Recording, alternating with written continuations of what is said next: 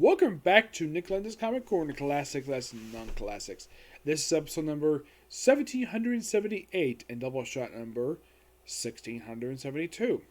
Got two more trades. This first one, I actually reviewed the first book of this one 3 months ago, and you're probably thinking, why am I waiting until now to do this one? Because that's why I got up to it. Alright, we have Annihilation Book Two. Yes, this contains 3 4-issue miniseries: Silver Surfer, Rona the Accuser, and Super Skrull. In the Silver Surfer book, mostly put for him, it's basically what happened with him right after the Annihilation Prelude.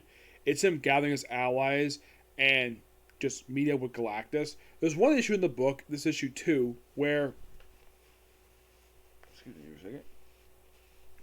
Well, for some reason, Annihilus's bridge is literally a ripoff. This happened in issue 2 of the Silver Surfer book, where the bridge is literally a ripoff of the throne room from the Death Star from that appeared in Return of the Jedi.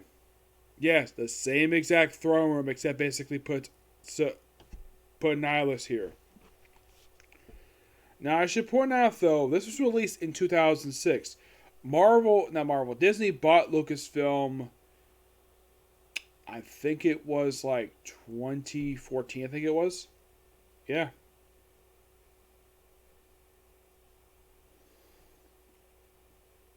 Basically, he also meets up with Gabriel Airwalker, Firelord of this miniseries too.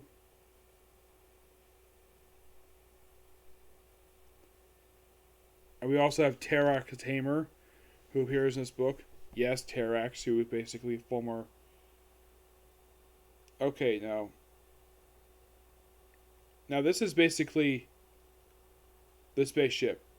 Now, looking at this, and clearly there's bugs, but you look at this like, wow, that looks like a throne from the Death Star. You want more proof of this? Well, the throne is different, but... Look at the consoles! Yes, the artist literally ripped this place out of the Death Star. Heck, the way the throne is drawn in this book, it's like... Yeah, even the throne itself is pretty much Emperor Palpatine's throne. Yeah, I don't know why in the world this is like this. Yeah, you have... It's like, literally, like I said, it's just the throne room from Death Star. And it's weird. I do not know what the reason for this was.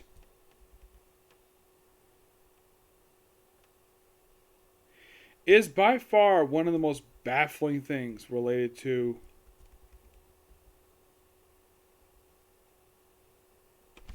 this event, where in issue 2 of the Silver Surfer miniseries,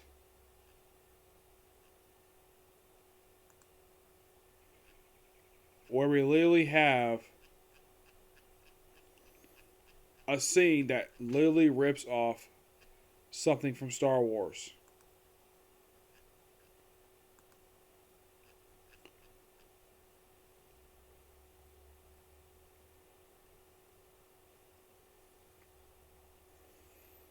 Yeah. Yeah, I don't know why, but that's mostly put gathering allies, like more allies, like here's Firelord. Yes, Firelord, another herald of Galactus. And bring it for Galactus himself. Plus, you gotta love these wonderful covers. Who does these covers, you might ask? Let's see. Gabriel Delito, yes. Now, I like the interior artwork for the Silver Surfer miniseries. It is really good compared to the one for Super Skrull. Yeah. Yeah. They even thinking, ooh, cool cover. Are we gonna get this style artwork in the book? No.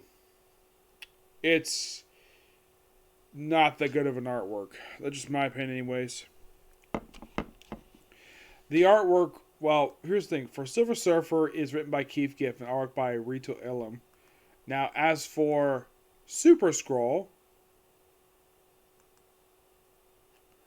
that is done by Greg Titus, with art writing by Javier Grillo Marcuf, I think you pronounce it. Yes. Now, in this book, this focuses on the original Super Scroll. Yes.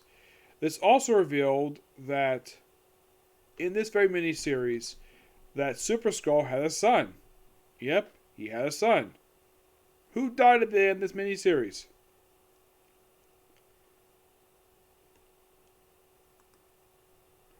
All because basically the Skrull planet that this was set on was destroyed by the Annihilation Wave. Yep. Yeah, this is simply put just prior to the Annihilation Wave hitting. And that's the first couple issues and him just leading up to what happened with this. It's a Skrull's reaction to the Annihilation Wave.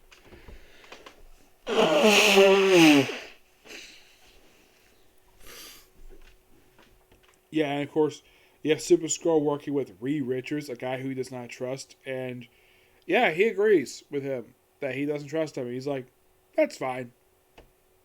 I believe I don't trust you. Yep. Just some weird... This is an okay miniseries, per se. Yeah, and of course, Super Skrull falls in love with a female robot. No, seriously, he does. He basically makes out with this female robot by the end of the book. Mm-hmm. Yeah, you might be curious to, like, what happens to this robot, per se. Paxagora is her name. Yep. She is killed off by the key sequel. Mm-hmm.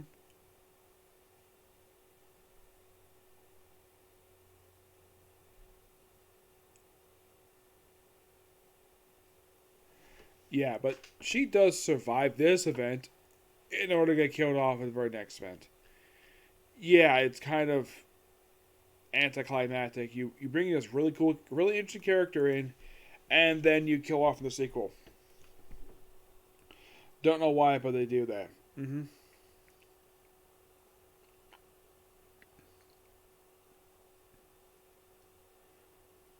The way these things are written, it's like their own solo books while dealing with Annihilation, and like a couple of them, one of whom basically we kind of part of a numbering. And look, here's the robot who basically she makes out with the Super Skrull. Excuse me. Yep. And here she's like supposedly alive and plus 73,000, but nope. And then we have one for Ronin. Yeah, Ronin, where apparently he was accused, but not anymore. We also have Carol the Pursuer pops up in here too. Now, this is by far for Ronin his only known solo book he's ever had. Yeah, the whole time this guy's been around, he's never had a solo book. Prior or even after this miniseries wrapped up. Yeah, I don't know why though. I would think though they would give him some kind of book, but nope, they don't.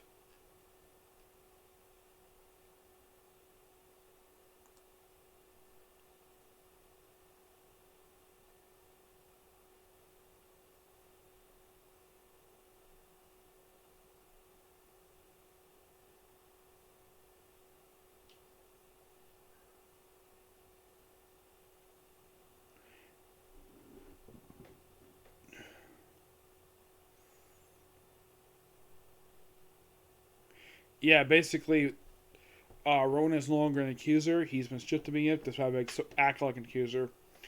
And one of the first things he does, goes to the planet, and basically does his regular job, just inheriting justice in the name of stuff related to the Kree Empire. Yep, and then of course he gets caught up in the events of the Annihilation Wave. It's a good miniseries. I at least got handed to the writer of this miniseries, who is, and plus the artwork is a lot better in this one than it was in Super Skrull. I like this artwork. Yep, and you're curious, probably curious though, who wrote the Ronin Accused miniseries? Mm-hmm. Well, it's called simply Ronin. Yes, but who wrote it? You might ask. Well, it's done by Simon Furman. Yeah, with art by Jorge Lucas. Yes, and this book is good. Really good. Yeah, they have a death in the first issue.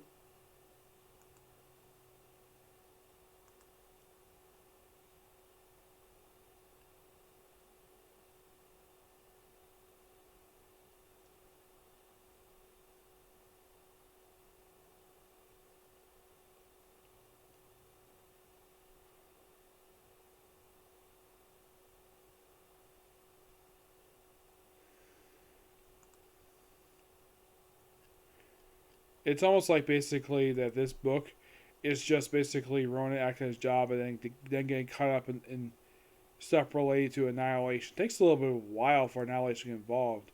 Yes, and for some reason we just basically have it where Gamora's got her own group, prior to become part of the Guardians. Yes, one who happens to be her alleged sister Nebula is part of this group.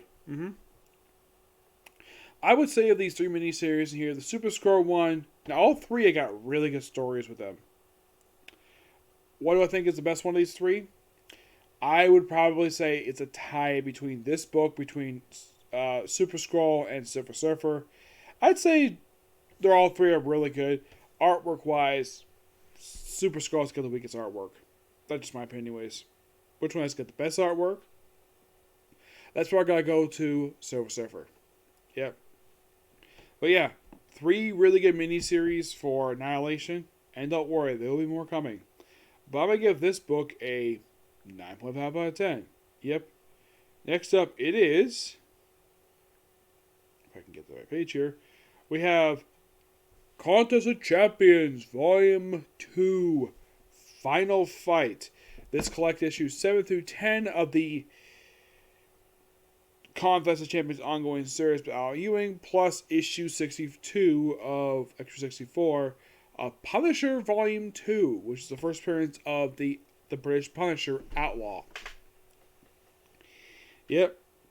Also, I should put in these issues, we have appearance here by the Ultimates, the version that Al Ewing created. Yep, they pop up in these issues too because Al Ewing was writing Ultimates at this point in time, so I figured though, why the heck not? Also, they introduced an alternate version of what happened during the events of Civil War I, where Tony Stark 1 became an Iron Patriot, and basically Captain America stripped his power. This was revealed in the final couple issues. And his ragtag group of Avengers, who are his Avengers, and he's proclaimed the new President of the United States of America, which, yeah, Cap considers him a traitor. And here's the thing about it.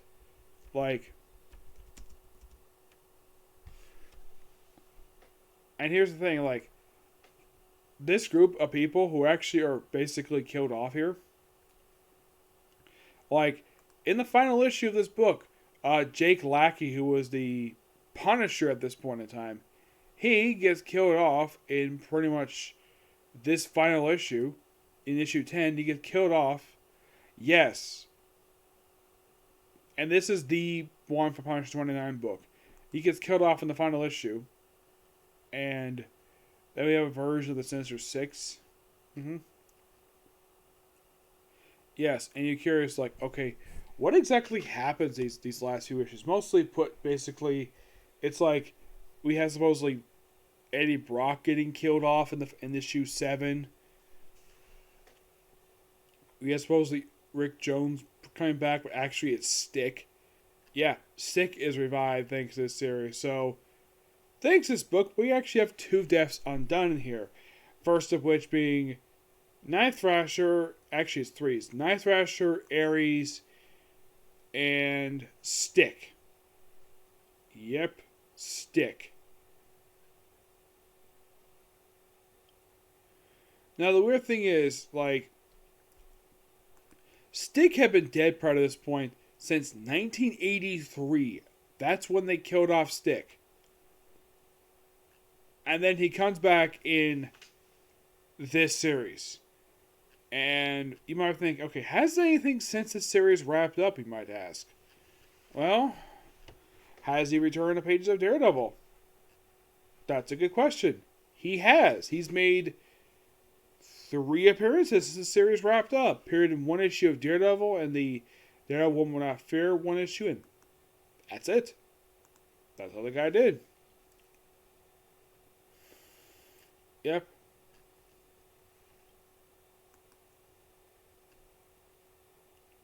Yeah, and then of course they also killed off a ultimate version of Ma'am Hydra, who appeared in this book since issue 2. Yeah, she gets killed off in issue 1. Thanks to being overpowered. Yeah, she was like another death they had in this series. It's like they never killed off anyone from the Prime Universe per se. Mostly it's Ultiverse. Now, they also have a version, issue 9's cover. Let me show you issue 9's cover. It's a clear homage to, of all things, Civil War 1 because it's an alternate reality for Civil War 1. Oh yeah, and they also are in jail, but thanks to Outlaw, they break out, and of course they get out. Now here we go.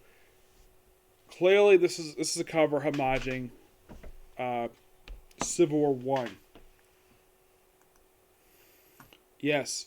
Also, White Fox becomes a regular part of this series. Yes, and she's basically here for pretty much the rest of this book until the book concludes. Mm-hmm.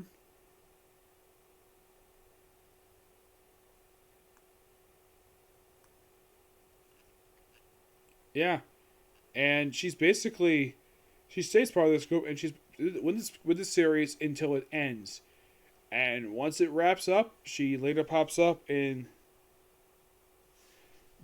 Choosing Sides, Totally Awesome Hulk MU, the Domino Headshots miniseries, the New Age of Atlas miniseries. She had her first fight one shot, appeared at Age of Atlas, Atlantis Attacks, the Shang-Chi Infinite comic. Her last appearance basically was her own solo Infinite comic. Yeah, she got one. Yeah, mostly, but it's not like big per se. But yeah, she's kind of with, and the Ultimates are pretty much written out of this book. And the Mighty Avengers in this book are actually not the regular one. They're basically people who are evil because Tony Stark turned evil for reasons unknown. And his Mighty Avengers is comprised of Carol Danvers, who's Captain Marvel, even though that she's wearing her old Miss Marvel costume. Iron Patriot, aka President Tony Stark. Thunderstrike, who admits he's a clone, despite the fact the original one never did that. Iron Spider, who was literally the Black Widow. And Penance, who is Robbie Brown. And by the final issue, by the very next issue after these characters are just introduced, they're all killed off by the very next issue. Yeah. The Thunderbolts themselves, Steve Rogers and Punisher are killed off in the very next issue. Bullseye, the Elektra, yeah, she got killed off in issue 10.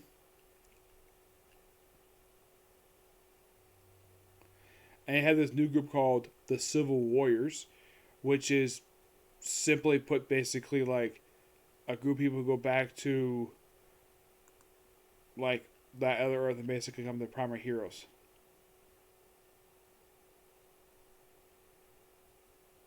Yeah, these people stay behind here just because, well, there's nothing else to do.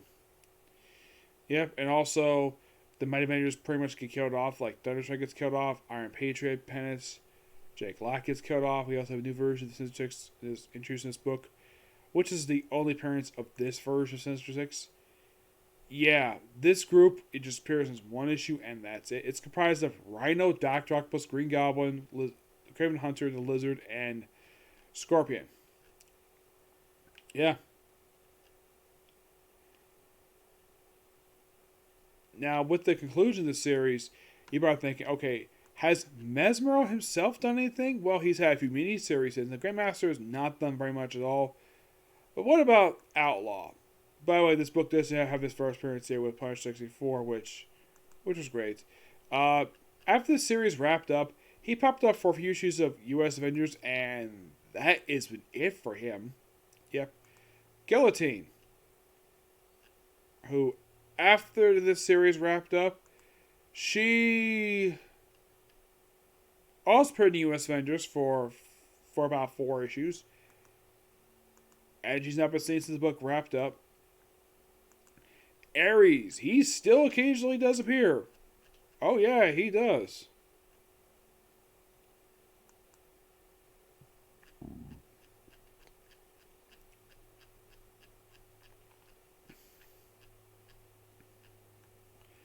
Though you might be asking, like, what books did he pop up in after Contest Champions wrapped up?